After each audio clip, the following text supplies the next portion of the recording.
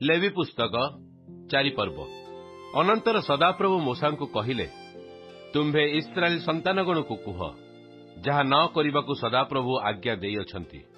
ଯେବେ କୌଣସି ପ୍ରାଣୀ ତହିଁ ମଧ୍ୟରୁ କୌଣସି କର୍ମ କରି ଭ୍ରାନ୍ତିରେ ପାପ କରେ, ବିଶେଷତଃ ଅଭିଷିକ୍ତ ଯାଜକ ଯେବେ ଲୋକମାନଙ୍କର ଦୋଷଜନକ ପାପ କରେ, ତେବେ ସେ ଆପଣାକୃତ ପାପ ନିମନ୍ତେ ସଦାପ୍ରଭୁଙ୍କ ଉଦ୍ଦେଶ୍ୟରେ ନିକୁନ୍ତ ଏକ ଗୋବତ୍ସ ପାପାର୍ଥକ ବଳି ରୂପେ ଉତ୍ସର୍ଗ କରିବ। ପୁଣି ସେ ସମାଗମ ତମ୍ବୁ ଦ୍ୱାର ନିକଟରେ ସଦାପ୍ରଭୁଙ୍କ ସମ୍ମୁଖରେ ସେ ଗୋବତ୍ସ ଆଣି ତା ମସ୍ତକରେ ହସ୍ତ ନିର୍ଭର ଦେଇ ସଦାପ୍ରଭୁଙ୍କ ଛାମୁରେ ତାକୁ ବଧ କରିବ।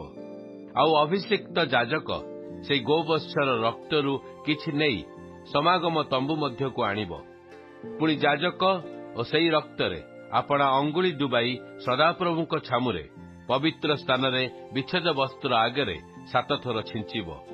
ଆଉ ଯାଜକ ସେହି ରକ୍ତରୁ କିଛି ନେଇ ସମାଗମ ତମ୍ବୁର ମଧ୍ୟସ୍ଥିତ ସୁଗନ୍ଧି ଧୂପବେଦୀର ଶୃଙ୍ଗରେ ସଦାପ୍ରଭୁଙ୍କ ସମ୍ମୁଖରେ ଦେବ। ତେଣୁ ଗୋବତ୍ସର ସମସ୍ତ ରକ୍ତ ନେଇ ସମାଗମ ତମ୍ବୁର ଦ୍ୱାରସ୍ଥିତ ହୋମବେଦୀରେ ମୂଳରେ ଢାଳିବ।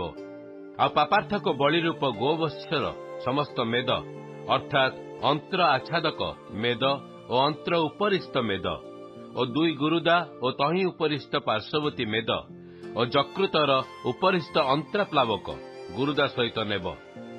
ମଙ୍ଗଳାର୍ଥକ ବଳିର ଗୋରୁ ହେଲେ ଯେ ରୂପେ କରିବାକୁ ହୁଏ ସେ ରୂପେ କରିବ। ପୁଣି ଯାଜକ ହୋମବଳି ଉପରେ ତାହା ଦଗ୍ଧ କରିବ। ଆଉ ସେହି ଗୋବତ୍ସର ଚର୍ମ ଓ ସମସ୍ତ ମାଂସ ଓ ସମସ୍ତ ପଦ ଓ ଅନ୍ତ୍ର ଓ ଗୋମୟ ସର୍ବସମେତ ଗୋବତ୍ସକୁ ନେଇ ଛାଉଣି ବାହାରେ ସୂଚି ସ୍ଥାନରେ ଅର୍ଥାତ୍ ଭସ୍ମ ନିକ୍ଷେପ ସ୍ଥାନକୁ ଆଣି କାଷ୍ଠ ଉପରେ ଅଗ୍ନିରେ ଦଗ୍ଧ କରିବ। ଭସ୍ମ ନିକ୍ଷେପ ସ୍ଥାନରେ ତାହା ଦଗ୍ଧ କରିବାକୁ ହେବ। ଆଉ ଇସ୍ରାଏଲ ସମଗ୍ର ମଣ୍ଡଳୀ ଯେବେ ଭ୍ରାନ୍ତ ହୁଅନ୍ତି ଓ ତାହା ସମାଜର ଦୃଷ୍ଟିର ଅଗୋଚର ହୁଏ, ଆଉ ଯାହା ନ କରିବାକୁ ସଦାପ୍ରଭୁ ଆଜ୍ଞା ଦେଇଅଛନ୍ତି, ତହିଁ ମଧ୍ୟରୁ ସେମାନେ ଯେବେ କୌଣସି କର୍ମ କରି ଦୋଷୀ ହୁଅନ୍ତି, ତେବେ ସେମାନଙ୍କ କୃତ ସେହି ପାପ ଜଣାପଡ଼ିଲେ ସମାଜ ପାପାର୍ଥକ ବଳି ରୂପେ ଏକ ଗୋବତ୍ସ ଉତ୍ସର୍ଗ କରିବେ। ପୁଣି ସମାଗମ ତମ୍ବୁ ନିକଟକୁ ତାହା ଆଣିବେ। ଏ ଉତ୍ତାରେ ମଣ୍ଡଳୀର ପ୍ରାଚୀନ ବର୍ଗ ସଦାପ୍ରଭୁଙ୍କ ସମ୍ମୁଖରେ ସେହି ଗୋବତ୍ସ ମସ୍ତକରେ ହସ୍ତ ନିର୍ଭର ଦେବ। ଆଉ ସଦାପ୍ରଭୁଙ୍କ ସମ୍ମୁଖରେ ସେହି ଗୋବତ୍ସ ବଧ କରାଯିବ। ଆଉ ଅଭିଷିକ୍ତ ଯାଜକ ସେହି ଗୋବତ୍ସର ରକ୍ତରୁ କିଛି ନେଇ ସମାଗମ ତମ୍ବୁ ମଧ୍ୟକୁ ଆଣିବ। ଆଉ ଯାଜକ ସେହି ରକ୍ତରେ ଆପଣା ଅଙ୍ଗୁଳି ବୁଡ଼ାଇ ସଦାପ୍ରଭୁଙ୍କ ଛାମୁରେ ବିଚ୍ଛେଦ ବସ୍ତ୍ର ଆଗରେ 7 ଥର ଛିଞ୍ଚିବ। ପୁଣି ସେ ରକ୍ତରୁ କିଛି ନେଇ ସମାଗମ ତମ୍ବୁ ମଧ୍ୟରେ ସଦାପ୍ରଭୁଙ୍କ ସମ୍ମୁଖସ୍ଥ ବେଦୀ ଶୃଙ୍ଗ ଉପରେ ଦେବ। ଆଉ ସମାଗମ ତମ୍ବୁର ଦ୍ୱାର ସମୀପସ୍ଥ ହୋମବେଦୀ ମୂଳରେ ଆଉ ସବୁ ରକ୍ତ ଢାଳିବ। ପୁଣି ବଳିରୁ ସମସ୍ତ ମେଦ ନେଇ ବେଦୀ ଉପରେ ଦଗ୍ଧ କରିବ। ପୁଣି ସେ ପାପାର୍ଥକ ବଳିର ଗୋବତ୍ସକୁ ଯେ ରୂପେ କଲା, ଏହାକୁ ହିଁ ତଦ୍ରୂପ କରିବ। ଏହି ରୂପେ ଯାଜକ ସେମାନଙ୍କ ନିମନ୍ତେ ପ୍ରାୟଶ୍ଚିତ କରିବ। ତହିଁରେ ସେମାନେ କ୍ଷମାପ୍ରାପ୍ତ ହେବେ। ଅନନ୍ତର ସେ ଗୋବତ୍ସକୁ ଛାଉଣିର ବାହାରେ ନେଇ ପ୍ରଥମ ଗୋବତ୍ସନ୍ୟାୟ ତାକୁ ଦଗ୍ଧ କରିବ। ତାହା ସମାଜର ପାପାର୍ଥକ ବଳିଦାନ।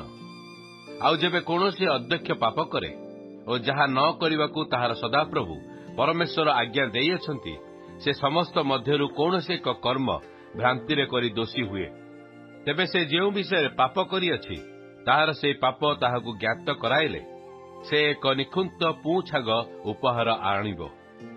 ପୁଣି ସେ ସେହି ଛାଗ ମସ୍ତକରେ ହସ୍ତ ନିର୍ଭର ଦେଇ ହୋମବଳି ବଧ କରିବା ସ୍ଥାନରେ ସଦାପ୍ରଭୁଙ୍କ ସମ୍ମୁଖରେ ତାକୁ ବଧ କରିବ। ତା ପାପାର୍ଥକ ବଳିଦାନ। ତ ଯାଜକ ଆପଣା ଅଙ୍ଗୁଳିରେ ସେ ପାପାର୍ଥକ ବଳିର ରକ୍ତରୁ କିଛି ନେଇ ହୋମବେଦୀର ଶୃଙ୍ଗ ଉପରେ ଦେବ ଓ ତାହାର ସମସ୍ତ ରକ୍ତ ହୋମବେଦୀର ମୂଳରେ ଢାଳିବ।